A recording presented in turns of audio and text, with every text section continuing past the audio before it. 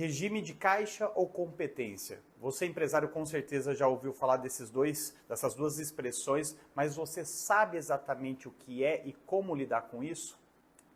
Se você não me conhece, meu nome é Danilo Campos, eu sou diretor e contador da Astec Contabilidade. E se você acompanha os nossos vídeos, acompanha nossas redes, você sabe que eu gosto muito de falar reiteradamente sobre esse assunto, o regime de caixa e o regime de competência. Nesse vídeo eu quero trazer novamente à luz, trazer esse assunto para que você, empresário, entenda de uma vez por todas o que é cada um deles e como que você tem que tratar isso na sua empresa. Então vamos por partes. Primeiro vamos falar um pouquinho sobre caixa, sobre o regime de caixa. Como o próprio nome diz, é o que movimenta o seu caixa.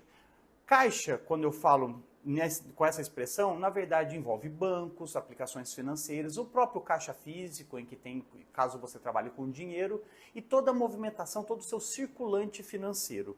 Então, quando a gente fala em regime de caixa, a gente está falando da real movimentação financeira, tanto de entradas como de saídas, ou seja, o que você recebeu naquele momento e o que você pagou de despesas e custos e etc. na sua empresa.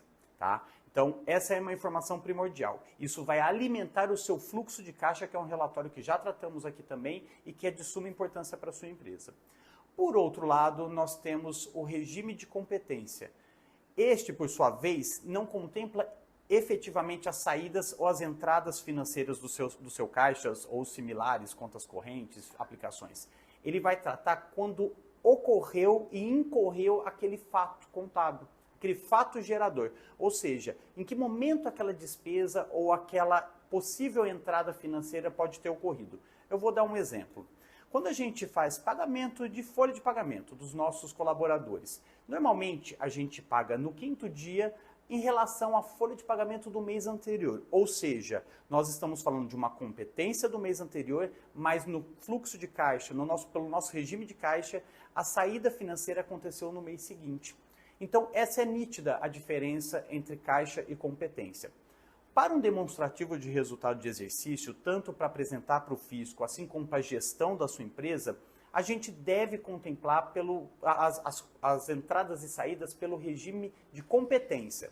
Por outro lado, junto com a DRE, nós temos que ter também o fluxo de caixa, como dito. Então, você precisa ter dois relatórios, um pelo regime de competência, outro pelo regime de caixa, o seu fluxo de caixa. É claro que eu estou gravando esse vídeo em virtude de diversas vezes observar que muitos empresários criaram relatórios convenientes para a sua gestão. Então, muitos misturam, o regime de caixa com o regime de competência. Por exemplo, naquele mês entrou tanto de dinheiro, de entradas financeiras, só que, por outro lado, ele contempla as despesas pelo momento em que ela ocorreu e não pelo efetivo pagamento.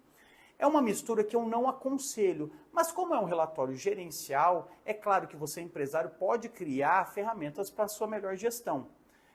Eu prefiro, honestamente, a fazer os relatórios ou pelo regime de caixa total, entradas e saídas, ou pelo regime de competência. Dois relatórios complementares. Por isso, fique atento. Você quer se utilizar do regime de competência, você vai ter um tipo de relatório. Você vai determinar se a empresa teve lucro ou prejuízo. Por outro lado, se você quiser usar o regime de caixa, você vai ter o teu fluxo de caixa e vai revelar para você desencaixes financeiros, entradas e saídas financeiras. Portanto, esse é o vídeo esclarecedor definitivo sobre a diferença entre regime de caixa e de competência. Se você gostou desse vídeo, compartilhe com outros empresários, se inscreva no nosso canal e te aguardo até a próxima.